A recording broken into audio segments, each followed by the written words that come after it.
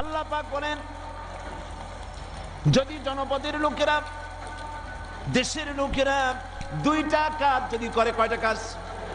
দুইটা কাজ যদি করে, আমি আল্লাহর উপরে যদি ঈমান আনে আর আমাকে ভয় করার নীতি যদি অবলম্বন করে চলে, তাহলে আমি রব্বুল আলামিন ওই দেশের মানুষের জন্য আকাশ আর জমিনের সব বরকতের দরজা খুলে দেব। কি ওয়াদা কার? আল্লাহ কি ওয়াদা ভঙ্গ করেন? কখনো, তিনি কখনো ওয়াদা ভঙ্গ করেন না। সেই আল্লাহ পাকের, তিনি বলছেন যে আমার রিস্কের মালিক আমি, আমি তোমাদেরকে সুযোগ দিয়েছি, গভর্নমেন্ট তৈরি করো, সরকার বানাও, এবং সরকার বানায়া আমার কোরআন দিয়ে দেশ চালাও।